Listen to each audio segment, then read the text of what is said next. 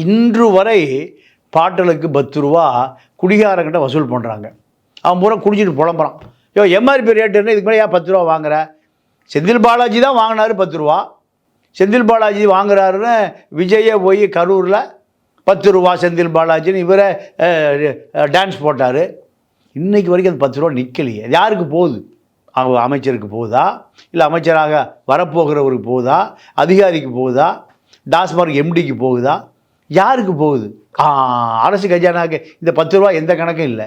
அதான் எம்ஆர்பி போட்டானே, எம்ஆர்பிக்கு மேலே 10 ரூபா. ஒரு நாளைக்கு 1 கோடி பாட்டில் விற்கிது.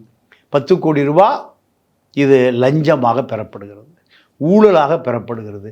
இதுதான் இப்போ எங்கே போகுதுங்கிறதா நம்முடைய கேள்வி. அப்போ இது எப்படி தூய ஆட்சின்னு சொல்ல முடியும்?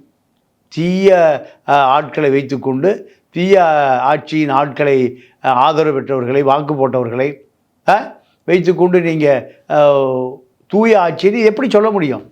இன்னும் 24 பேர் ரிசர்வில் இருக்கிறீங்க.